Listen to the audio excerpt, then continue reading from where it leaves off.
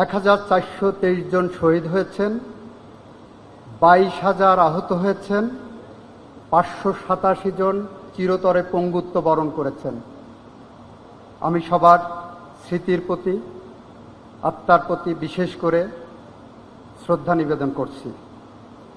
প্রিয় সুধী, বিচার বিভাগীয় কর্মকর্তাদের উদ্দেশ্যে আয়োজিত বাংলাদেশের মাননীয় প্রধান বিচারপতি মহোদয়ের অভিভাষণ অনুষ্ঠানের এ মহেন্দ্রক্ষণে উপস্থিত বাংলাদেশের মাননীয় প্রধান বিচারপতি ডক্টর সৈয়দ রেফাত আহমেদ, আইন, বিচার ও সংসদ বিষয়ক মন্ত্রণালয়ের মাননীয় উপদেষ্টা জনাব অধ্যাপক ডক্টর আসিফ নজরুল, যিনি আমার শিক্ষক ছিলেন, এখনও আছেন, সুপ্রিম কোর্টের আপিল বিভাগ ও হাইকোর্ট বিভাগের মাননীয় বিচারপতিবৃন্দ, বাংলাদেশের বিচারালয়ের হৃৎপিণ্ড হিসেবে বিবেচিত অধস্তন আদালতের বিচার বিভাগীয় কর্মকর্তাবৃন্দ, প্রিন্ট ও ইলেকট্রনিক মিডিয়ার সদস্যবৃন্দ, সাংবাদিকবৃন্দ এবং উপস্থিত সকলকে সালাম ও শুভেচ্ছা।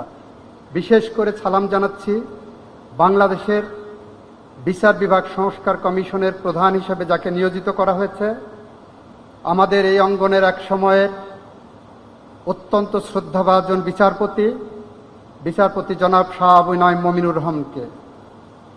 সুধীবৃন্দ, আজকের অভিভাষণ অনুষ্ঠান শহীদ আবু সাইদ, মুগ্ধ, ফায়াজ সহ অসংখ্য ছাত্র জনতার রক্তের সিঁড়ি বেয়ে এসেছে।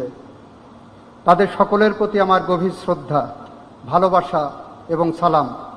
অনেকের আত্মত্যাগ, অনেকের পঙ্গুত্ব বরণ, অসংখ্য মানুষের নির্যাতিত হওয়া দুঃসহ গল্পের বিনিময়ে আমরা নতুন এক স্বদেশ পেয়েছি। গোটা জাতির মতো আমিও তাদের কাছে ঋণী।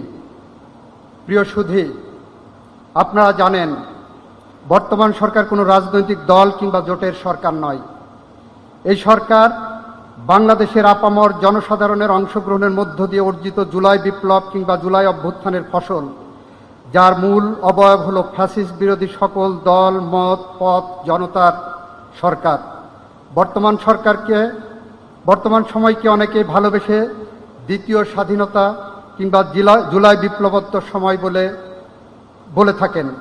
যে নামে, যে ভাষায়, যে বিশেষণেই সরকার কিংবা বর্তমান সময়কে ডাকা হোক না কেন, মাত্র 1.5 মাস আগেও যে বাংলাদেশের কথা আমরা ভাবতে পারিনি, আজ সে স্বপ্নের বাংলাদেশের সিঁড়িতে আমরা দাঁড়িয়ে। বিগত 1.5 দশকের মতো সময়ে খুন, গুম, মামলা, হামলা, দমন, পীড়ন ও লুটপাটের মাধ্যমে নাগরিকদের ন্যূনতম মানবাধিকার কিংবা ভোটের অধিকার ছিনিয়ে নেওয়া হয়েছিল।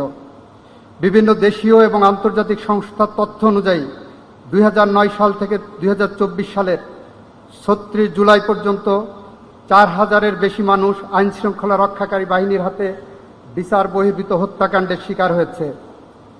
700-র বেশি মানুষ গুমের শিকার হয়েছে। 60 লক্ষাধিক মানুষ গায়েবী মামলার আসামি হয়েছিল। কথা বলার স্বাধীনতা, সভা সমাবেশের স্বাধীনতা এবং মৌলিক অধিকারসমূহ হরণের মাধ্যমে বিরোধী মত দমনের নিকৃষ্টতম ইতিহাস রচিত হয়েছিল। সেই দুঃসময় আমাদের বিচার বিভাগ ন্যায় বিচারের ঝান্ডা তুলে ধরতে ব্যর্থ হয়েছে। হয় দর্শকের ভূমিকা পালন করেছেন, নয় নতজানু অবস্থান নিয়েছিল বলে জনধারণা আছে, যা আমরা অত্যন্ত দুঃখের সাথে লক্ষ্য করেছি।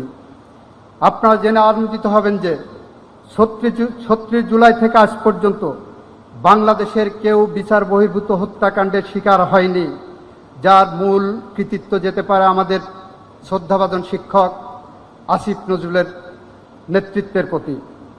মামলা দায়েরের ক্ষেত্রে ভিকটিম ফ্যামিলি কিছু ক্ষেত্রে আইনি গণ্ডি অতিক্রম করেছে বলে আমরা লক্ষ্য করেছি, এবং সেই বিষয়ে আমি উদ্যোগ নিয়ে জনমনে ভীতি দূর করতে আমার শিক্ষকদের কাছে আহ্বান রাখার ফলে সরকারের নিকট বেশ কয়েকটি পদক্ষেপ আমরা গ্রহণের সুপারিশ করেছিলাম আমার অফিস থেকে। তার একটি ছিল মামলা হওয়া মানে গ্রেপ্তার নয়, যার ফলে জনমনে অনেক স্বস্তি ফিরে এসেছে ইতিমধ্যেই। প্রিয় সুধী, আমি বিশ্বাস এবং প্রত্যাশা করি নতুন সরকারের অন্যতম প্রথম প্রতিশ্রুতি হবে একটি স্বাধীন, সার্বভৌম বিচার ব্যবস্থা, এবং সে বিষয়ে বর্তমান সরকার বদ্ধপরিকর। ছাত্র জনতার স্বপ্নের বাংলাদেশ বিনির্মাণের পথে এটি হবে মূল ভিত্তি।